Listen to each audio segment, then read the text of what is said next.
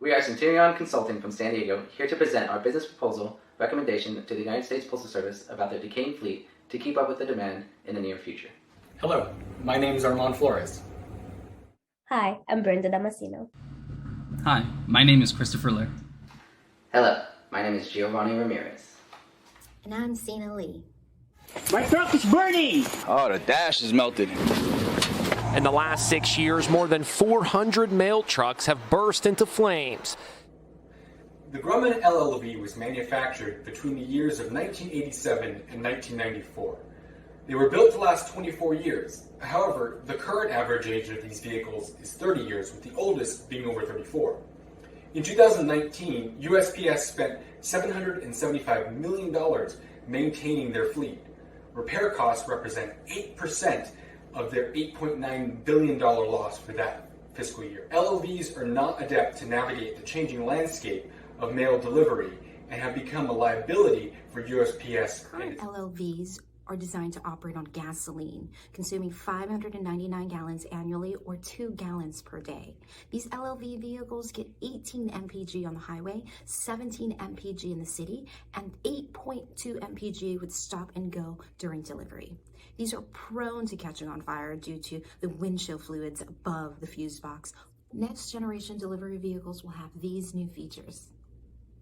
But the USPS plan is not enough to meet President Biden's goal of converting all federal vehicles to clean power by the end of Amazon is committed to achieving net zero carbon by 2040. They have purchased 100,000 electric delivery vans and plans to have all vans be used by 2024.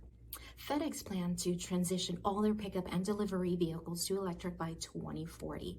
To accomplish this, they have established a phased program to replace existing vehicles. By 2025, FedEx goal is that 50% of their pickup and delivery vehicle purchases will be electric, and by 2030, they will be 100%.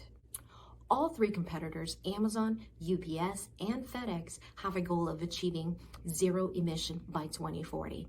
Yet the USPS is only converting 20% of their fleet to electric. If the USPS continue with their aging fleet, they could see an increase in maintenance and accident costs. If they fully commit to replacing their current fleet to the next generation delivery vehicle, the EPA estimate that greenhouse emission from the Postal Service new gas-powered trucks would total nearly 20 million metric tons over the vehicle's projected 20-year lifespan, roughly equaling the annual emission from 4.3 million passenger vehicles.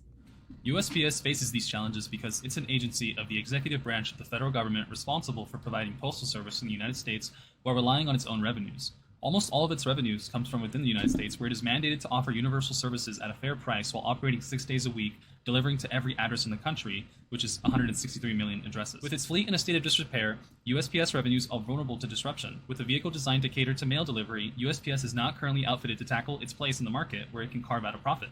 Therefore, the first point of action is to replace the current fleet with a fleet capable of delivering all these large packages without sabotaging USPS. In our report, Centurion describes the 3 most likely paths forward for USPS.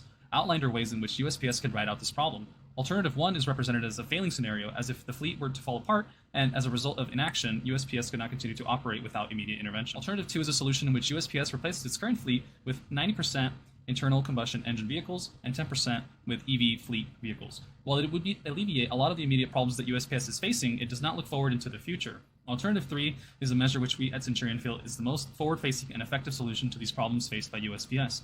Not only is it more cost-effective, but it also provides the opportunity for new revenue generation through vehicle-to-grid solutions.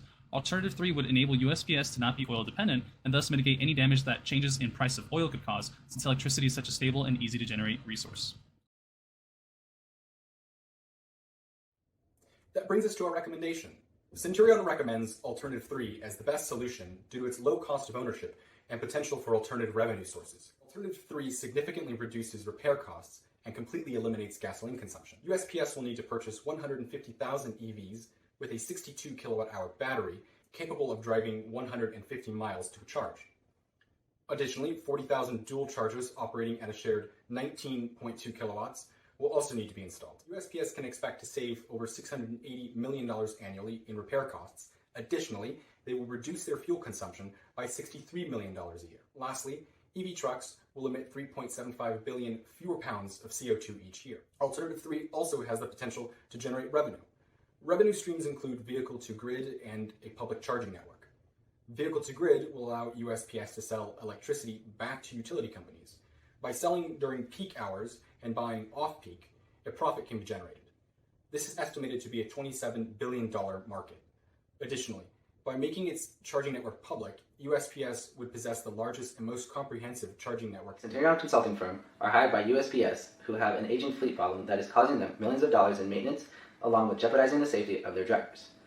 By providing the solution of 95% of battery electric vehicles and 5% internal combustion energy for their next fleet option will enable them to reduce repair costs, mitigate out-of-pocket expenses, keep their employees safe, and be less dependent on fossil fuels that generate greenhouse gases that contribute to our unprecedented climate change. Why not make the change, USPS? It is in your hands.